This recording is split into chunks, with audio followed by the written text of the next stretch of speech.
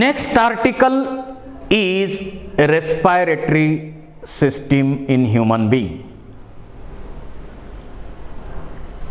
Last लेक्चरला आपण वेगवेगळे रेस्पायरेटरी ऑर्गन्स वेगवेगळ्या ॲनिमल मध्ये कसे आहेत त्याचा स्टडी केला. आपल्याला एक्सचेंज ऑफ गॅसेसच्या प्रोसेससाठी नेचरनं एक स्पेशल अशी सिस्टीम दिलेली आहे आणि ती सिस्टीम म्हणजे रेस्पायरेटरी सिस्टीम. प्रत्येकाला ऑर्गन वेगळे आहेत पण आपल्याला स्पेशल सिस्टीम दिली आहे ती म्हणजे रेस्पायरेटरी सिस्टीम. या रेस्पायरेटरी सिस्टीमच्या मदतीनं ऑक्सिजन भरपूर असलेली हवा आपण आत घेतो आणि कार्बन डायऑक्साइड भरपूर असलेली हवा आपण बाहेर टाकतो. Inhaling of air, exhaling of air. इथं मी इनहेलिंग ऑफ O2 म्हणत नाहीये कारण फक्त ऑक्सिजन वेगळा करण्याचं काम इथं केलं जात नाहीये, ते लास्ट स्टेपला केलं जातं. ते लंग्स मध्ये अल्वेओलाई मध्ये ते केलं जातं. तिथपर्यंत जो पॅसेज आहे त्या पॅसेज मध्ये ऑक्सिजन भरपूर असलेली हवा आत घेणे आणि CO2 भरपूर असलेली हवा बाहेर टाकणे याच्याशी संबंधित ते पार्ट आहेत. First part nostril. Nostril opens into nasal cavity. Nasal cavity opens into pharynx. Pharynx opens into trachea, windpipe, and it divides to form two bronchi, and the bronchi enters in lungs in thoracic cavity. So respiratory system consists of following parts like nostrils, nasal cavity, pharynx, trachea and lungs. Main part हे बघूया आपण one by one हे सर्व parts.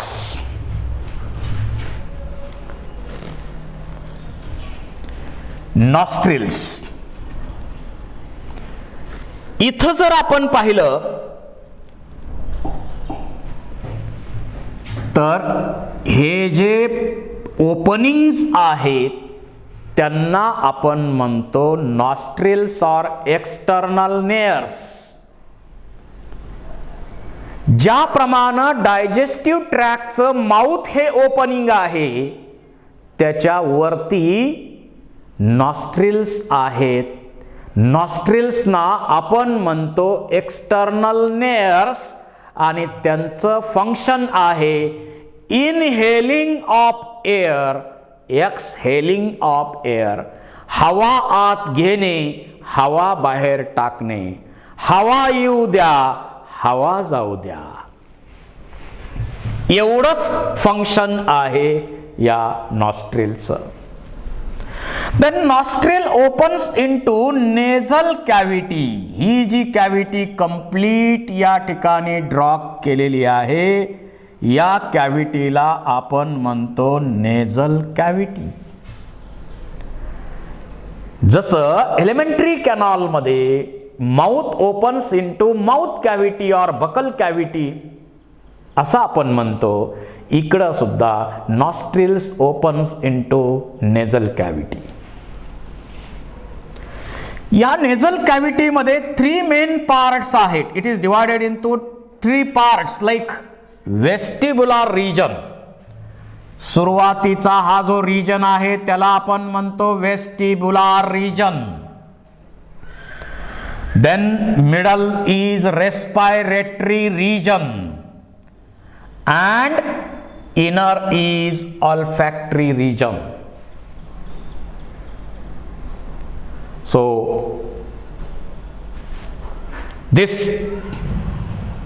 cavity, nasal cavity, is divided into three parts like vestibular region, respiratory region and olfactory region. तीन region मध्ये ही cavity divide झालेली आहे. सुरुवातीचा हा vestibular region. Vestibular region is lined by non keratinized epithelium. Squamous इपिथेलियमचं lining आहे, non keratinized आहे इपिथेलियम. आणि या ठिकाणी स्वेट ग्लँड, स्वेटिंग म्हणजे घाम येणे, घामाच्या ग्लँड या रिजन मध्ये असतात. त्याचबरोबर सिबॅसियस नावाच्या ग्लँड्स, ज्या फॅट सिक्रीट करणाऱ्या ग्लँड आहेत, त्याही या ठिकाणी असतात. आणि त्याच्याबरोबर या ठिकाणी हेअर्स पण आहेत, केस आहेत की नाही या भागामध्ये. फंक्शन काय इथं, जी हवा आपण आत घेणार त्या हवेचं फिल्ट्रेशन या फर्स्ट कंपार्टमेंट मध्ये केलं जातं. So function is filtration of air. कारण त्या हवेमध्ये जे पार्टिकल्स आहेत ते अडवण्याचं काम सुद्धा आपले केस करतात नाकातले. त्याच्यानंतर त्याच्या पुढं आहे respiratory region. It is a highly vascular region, ciliated आणि सुडोस्ट्रॅटिफाईड इपिथेलियमचं लाइनिंग आहे. आणि इथं ग्लँडुलार सेल्स आहेत, सिरस इपिथेलियम सुद्धा आहे, की ज्या ग्लँडुलार इपिथेलियम मधून म्युकस सिक्रीट केला जातो. म्युकस सिक्रीट केला जातो.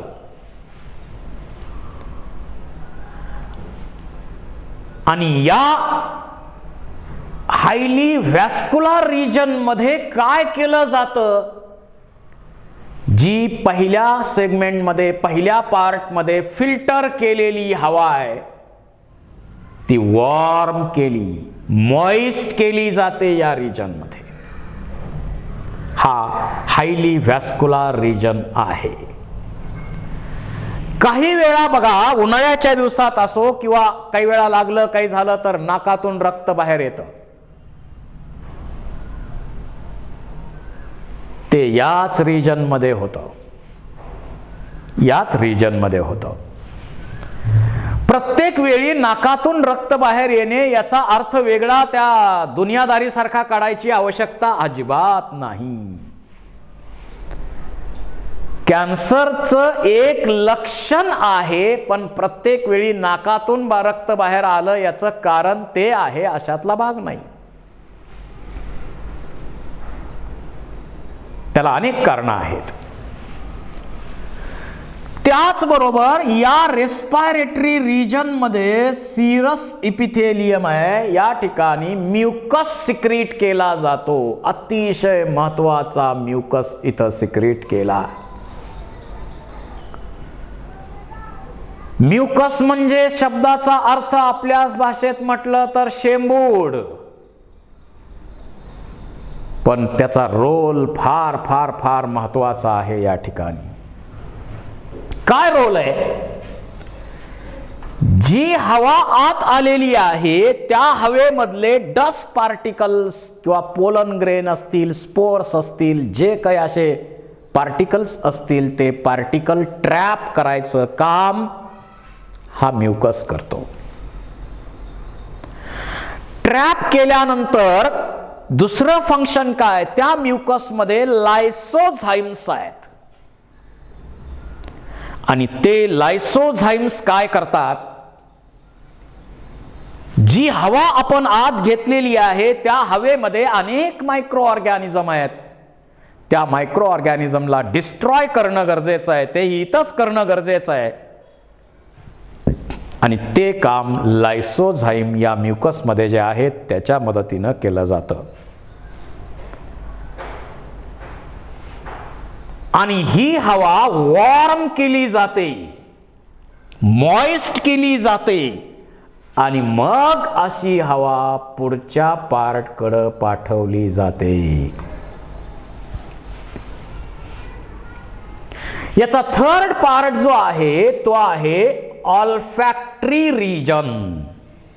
ऑल्फॅक्टरी म्हणतो आपण त्याला. या ऑल्फॅक्टरी रिजन मध्ये जसं आपल्याकडं घरी एखादं कपाट आहे आणि त्या कपाटामध्ये रॅक असतात अनेक केलेले, तसे या ठिकाणी 3 सेल्स आहेत. It consist of 3 cells, 3 racks cells, superior, middle and inferior असे सेल्स आहेत, रॅक्स आहेत या ठिकाणी.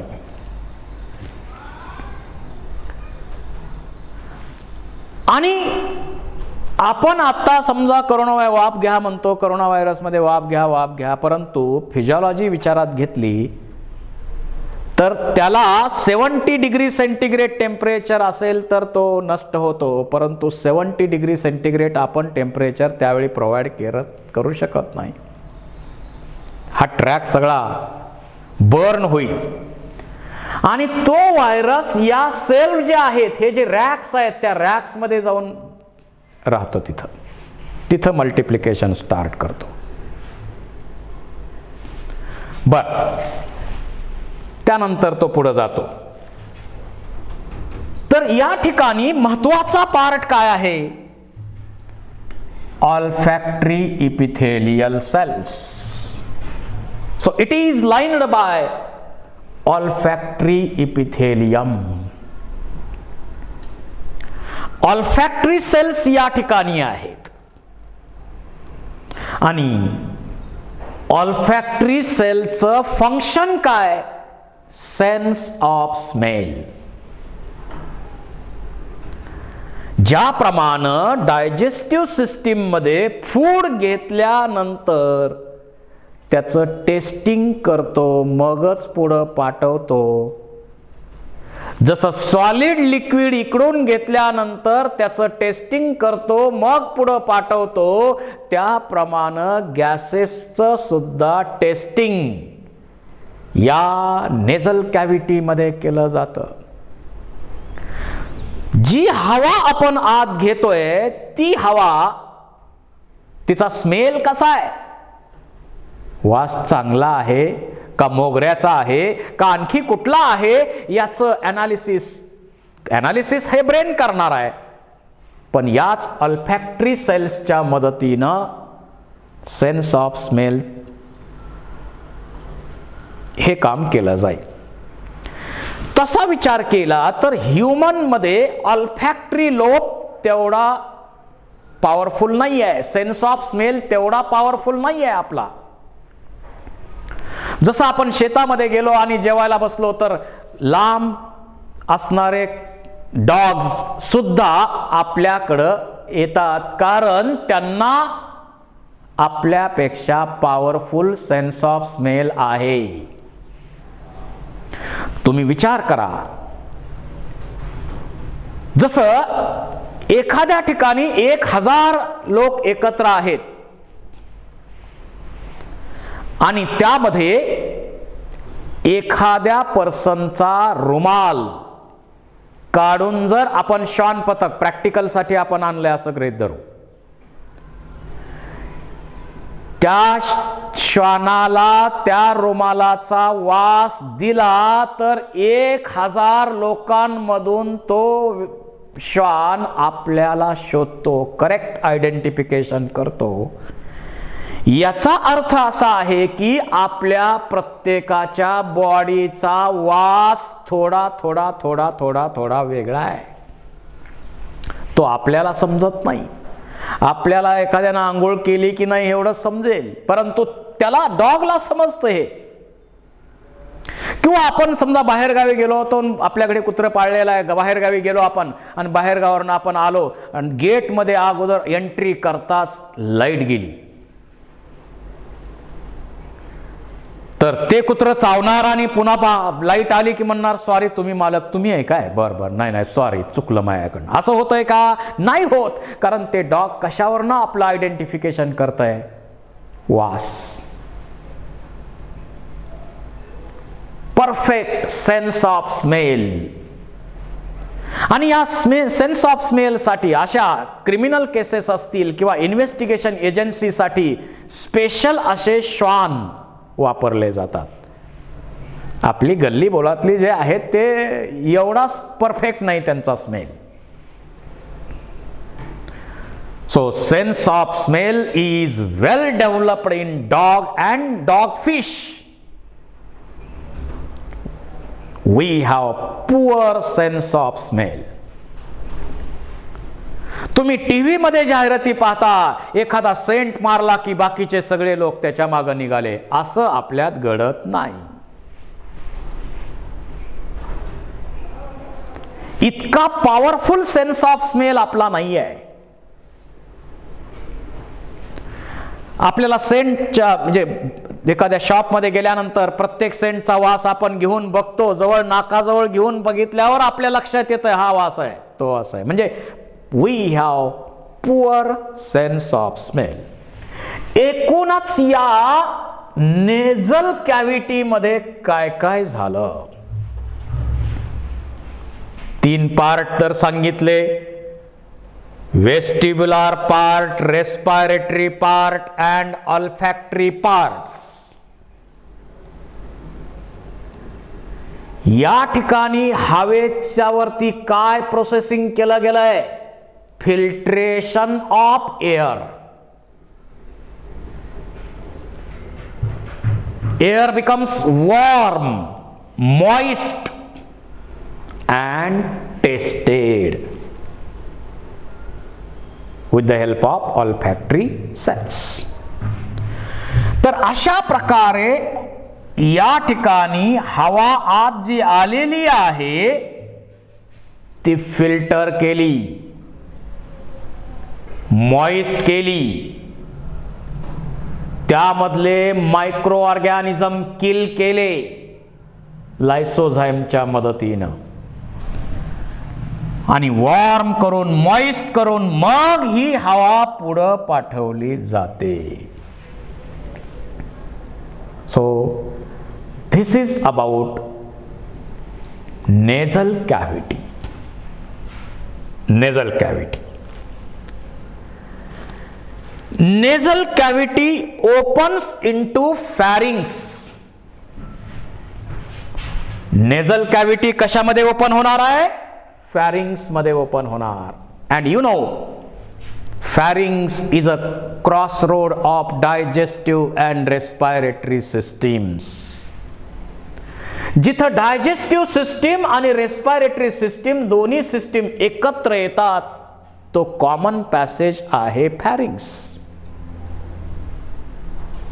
दिस pharynx is divided into nasopharynx, oropharynx and लॅरिंजोफॅरिंग्स.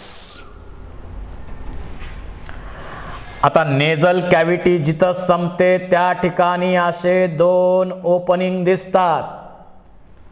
त्या ठिकाणी असे 2 ओपनिंग दिसतात. हे जे ओपनिंग्स आहेत त्यांना आपण म्हणतो internal नेअर्स. These openings are called as internal nares. जसे इथं एक्सटर्नल नेअर आहेत, जसे इथं एक्सटर्नल नेअर आहेत तसे इथं 2 इंटरनल नेअर्स आहेत. And these are guarded by ulva. Spelling याचा आहे UVULVA.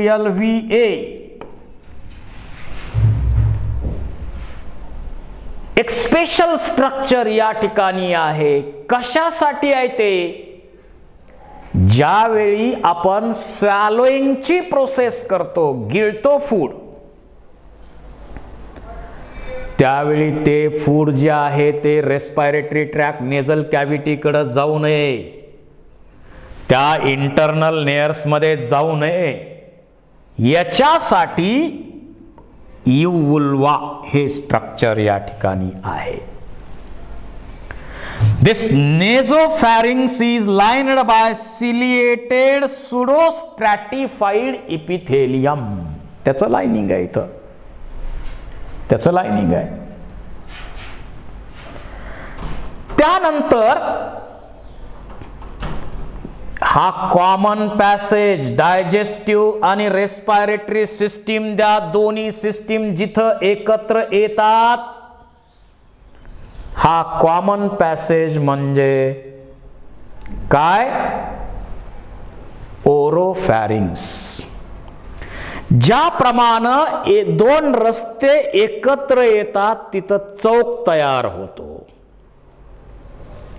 आणि जिथं चौक असतो तिथं एक रस्ता एका वेळी चालू ठेवण्यासाठी ट्रॅफिक पोलीस पाहिजे.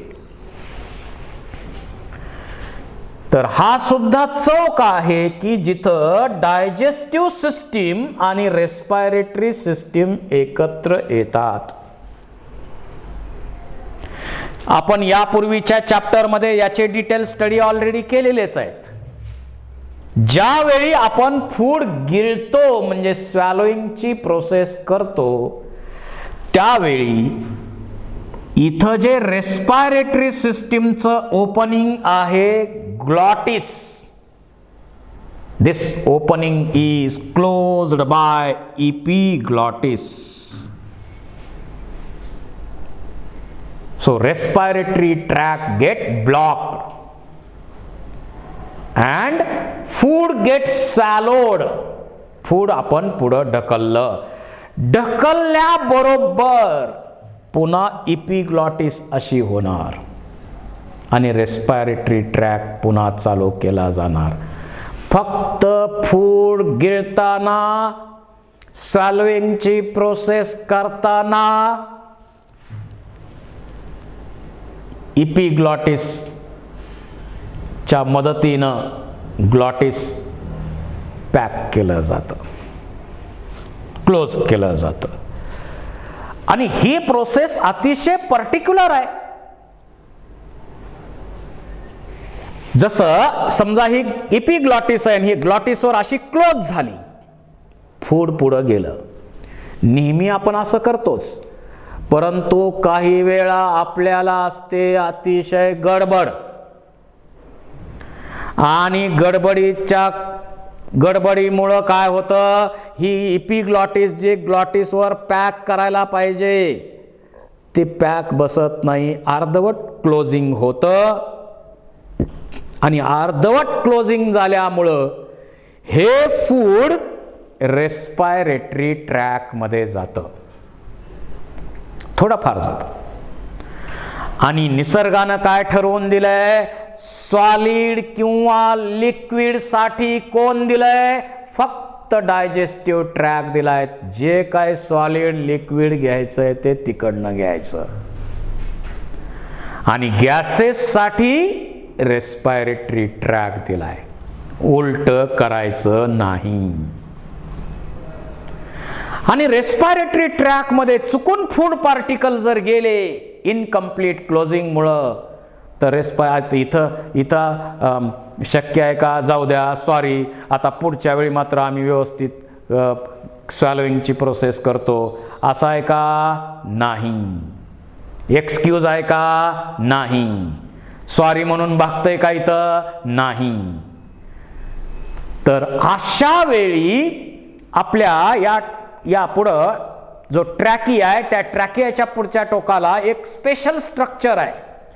त्याच्या मदतीनं एकदम प्रेशरमध्ये हवा बाहेर टाकली जाते, आणि प्रेशरमध्ये हवा बाहेर टाकून मग ते सॉलिड लिक्विड पार्टिकल जे आहेत त्या रेस्पिरेटरी ट्रॅकमध्ये गेलेले ते बाहेर टाकले जातात, आणि त्यालाच आपण काय म्हणतो, ठसका लागला. त्यालाच आपण काय म्हणतो, ठसका लागला. म्हणजे रेस्पिरेटरी सिस्टीम मध्ये सॉलिड किंवा लिक्विडला अजिबात एंट्री नाही, फक्त गॅसेसला एंट्री आहे. नो एंट्री मध्ये एंट्री केली की फाईन बसणारच आणि प्रेशरनं फेकून दिलं जाणार, हे लक्षात ठेवा. So it is a cross road of digestive and respiratory system.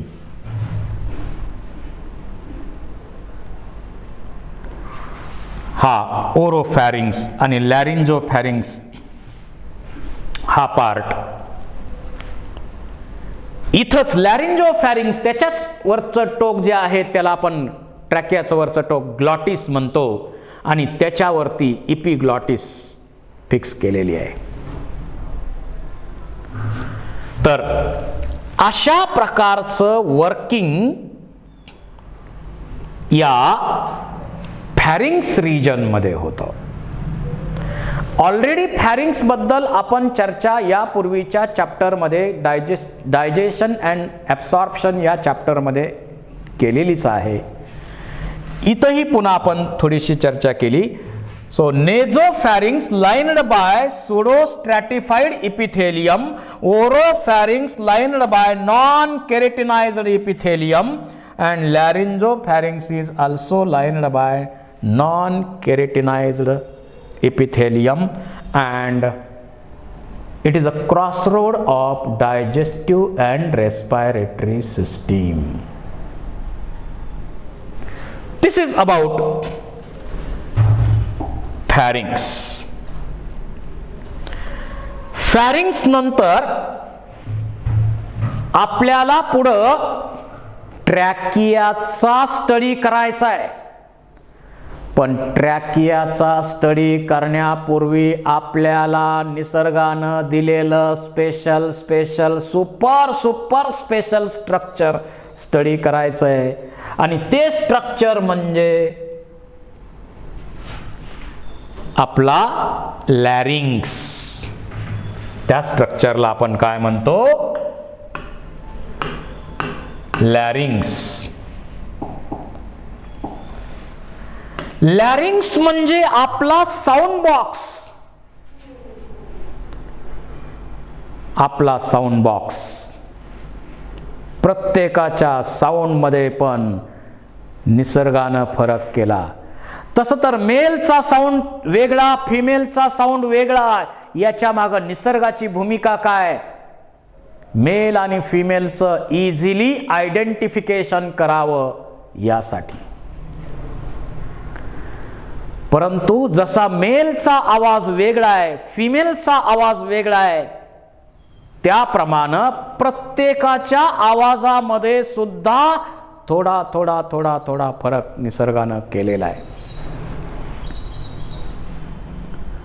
जो आवाज अमिताभ बच्चनचा आहे तो आवाज अभिषेक बच्चनचा आहे का? नाही. जो आवाज सलमान खानचा आहे, बाकीच्या दोन्ही भावांचा आवाज त्याच्याप्रमाणे आहे का? नाही. काही ना काही फरक आहे. तर हा आहे आपला लॅरिंग्स, आपला साऊंड बॉक्स. इथं वरच्या बाजूला एक बोन आहे, त्या बोनला आपण म्हणतो हायोइड बोन. जिभेमध्ये हाड नाही आहे, पण जिभेच्या बेसला मात्र एक बोन आहे, आणि ते बोन कोणतं आहे? Hyoid bone.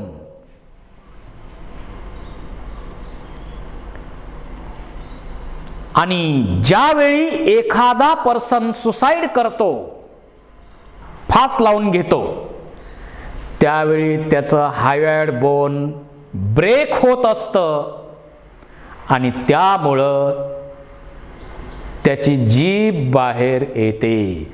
आणि ते आपल्याला डेथचं कारण इन्व्हेस्टिगेट करण्यासाठी मदत होऊ शकते. डेथचं कारण इन्व्हेस्टिगेट करणं यासाठी आपल्याला मदत होऊ शकते यामध्ये. आता या लॅरिंग्स मध्ये 9 कार्टिलेज आहेत. त्यापैकी 3 जे कार्टिलेज आहेत इथं, थायरॉइड, इपिग्लॉटिस आणि क्रिकॉइड, हे सिंगल आहे.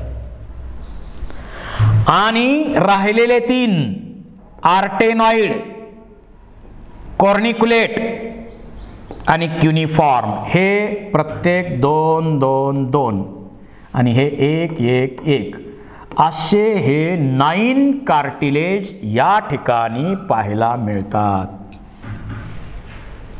9 कार्टिलेज आपल्याला पाहायला मिळतात. त्याच्यापैकी इथं आपल्याला जे मोठं कार्टिलेज दिसतं, थायरॉइड कार्टिलेज आहे. आणि या मेल मध्ये हे जे थायरॉइड कार्टिलेज आहे ना, ते प्युबर्टी पिरियडला, वयात येणे असा प्युबर्टी पिरियड जो आहे त्या काळामध्ये हे जे थायरॉइड कार्टिलेज आहे ते पुढं त्याचा मिडल पार्ट जो आहे तो प्रोजेक्ट होतो. आणि इथं दिसतं बघा, इथं पुढं आलेलं दिसतं. मेल मध्ये जास्त प्रोजेक्ट झालेला आहे ते कार्टिलेज, आणि त्यालाच नाव दिलेलं आहे ॲडम्स ॲपल. Adams Apple.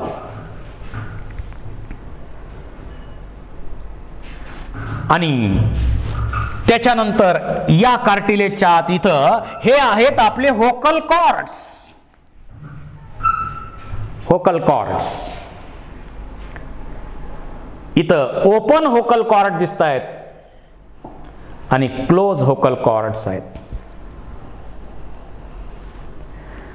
आता या होकल कॉर्ड मधून आपण श्वास बाहेर जो टाकतो तो 2 प्रकारे टाकतो. तोंड बंद करून बाहेर श्वास टाकतो, त्यावेळी काही आवाज यायचं कारण आहे का? नाही, कारण होकल कॉर्ड कसे आहेत? क्लोज आहेत. परंतु या होकल कॉर्ड मधून ज्यावेळी हवा बाहेर टाकली जाते, श्वास बाहेर टाकला जातो, त्यावेळी या होकल कॉर्ड मध्ये मोमेंट होतात आणि त्यामुळं साऊंड प्रोड्यूस केला जातो. आपल्याला साऊंड प्रोड्यूस करण्यासाठी नेचरनं स्पेशल दिलंय लॅरिंग्स आणि पक्ष्यांना दिलंय सायरिंग्स. पक्ष्यांना दिलंय सायरिंग्स. पक्षी आवाज निर्माण करू शकतात पण मर्यादित आहे. त्यातल्या फक्त पॅरॉट यालाच जास्त सुपेरियर कॉर्ड्स मिळालेले आहेत, त्यामुळे काही शब्द तो उच्चारू शकतो. तर हे होकल कॉर्ड्स आपल्याला दिलेले आहेत. आणि मेल मध्ये जे होकल कॉर्ड आहेत ते कसे असतात? थिक आणि लॉंग असतात. ते मेलचे होकल कॉर्ड थिक आणि लॉंग असतात आणि त्यामुळं मेलचा साऊंड कसा असतो? लो पिच, करडा आवाज. मेलची सेकंडरी सेक्शुअल कॅरेक्टर आहे. मेलचे होकल कॉर्ड वेगळ्या पद्धतीनं डेव्हलप कशामुळे झाले? It is a secondary sexual character of male developed due to testosterone hormone. आणि फिमेल मध्ये जर पाहिलं तर शॉर्ट असतात ते होकल कॉर्ड्स आणि त्यामुळं साऊंड जो आहे तो हाय पिच असलेला सॉफ्ट व्हॉइस आहे, मंजूळ आवाज. ही फिमेलची सेकंडरी सेक्शुअल कॅरेक्टर आहे. So this is about our sound box larynx. आपल्याला जास्त डिटेल त्याची गरज नाही आहे. जे आपण सांगितले तेही भरपूर झाले.